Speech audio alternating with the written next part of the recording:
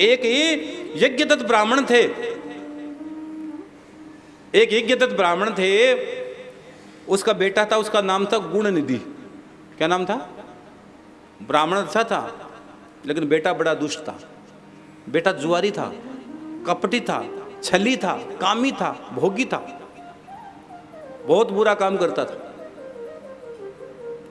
और अगर आपका बेटा अच्छा निकल गया, किसी ने कहा महाराज जी मेरी सबसे बड़ी कमाई क्या है? धन नहीं है, तेरी संसार में तेरी संतति तेरी सबसे बड़ी कमाई है।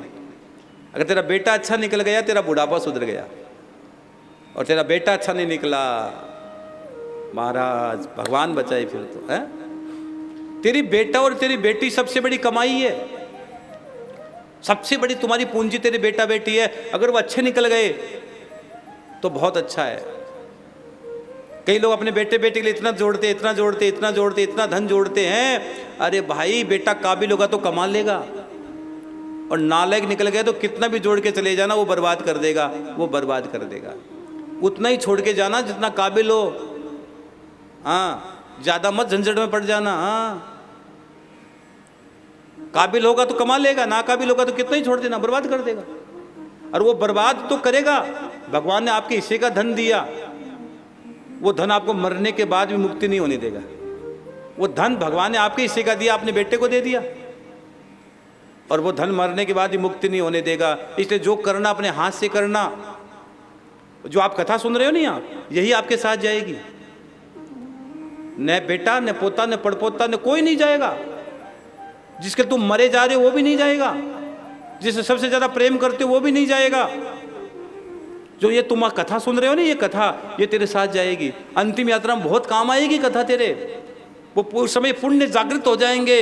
वो यमराज को रोकेंगे नहीं, यमराज ये जीव तो शिव के पास जाएगा, शिव के पास जाए। इसने शिव कथा सुनी, इसे शिव की पोथी करवाई है, इसे शिव का अनुष्ठान कराया है, इसके माथे पर तिलक है, इसके गले में रुद्राक्ष है।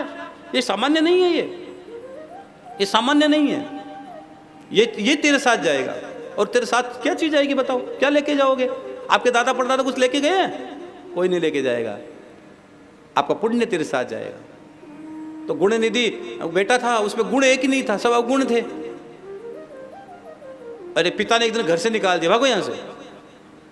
पिता ने घर से निकाल दिया, और घर से निकाल दिया, भूखा था वो, और एक शिव मंदिर में चला गया। क्या करने? चोरी करने। शिव मंदिर में चोरी करने चला गया कि कुछ मिल जाए खाने को, नैवेद्य मिल जाए खाने को। रात हो चुकी थी और शिव के मंदिर में गया तो अंधेरा हो गया था, और चोर को अंधेरा ही अच्छा लगता है। और अंधेरा हो गया था तो उसने सोचा यार कुछ दिखाई नहीं दे रहा है तो क्या करूं, कुछ जलाऊं। तो जलाने के लिए कुछ था नहीं। उसने जो कपड़े पहन रखे थे उसको ही जला दिया। जो कपड़ा पहन रखा था उससे उसने उजाला कर दिया, दीपदान कर दिया। और कुछ समय के बाद और वो चोरी के मेंबर पकड़ा गया।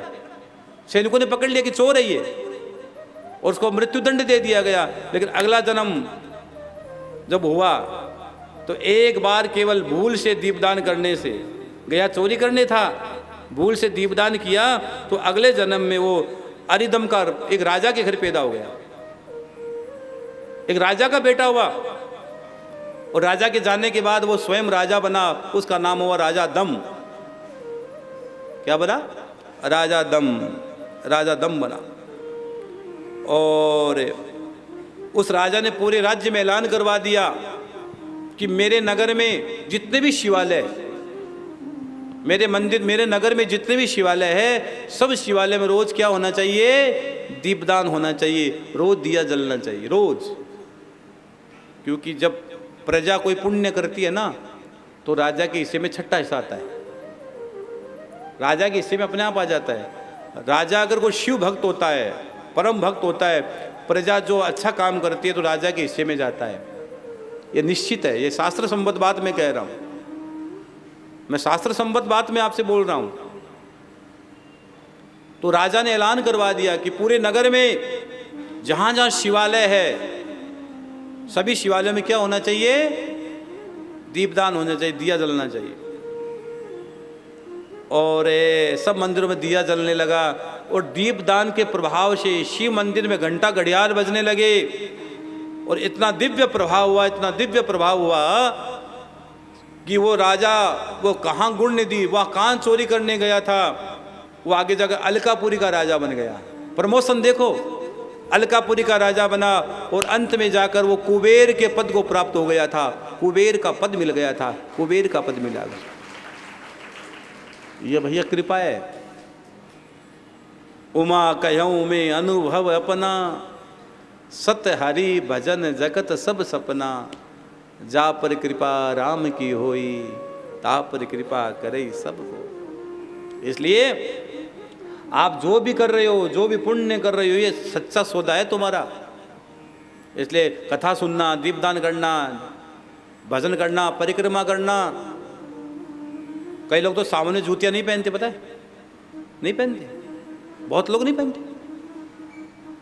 अबे ये त्याग है आपका। कई लोग चटाई पे सोते हैं, धरती पर सोते हैं, बहुत से लोगों का नियम है,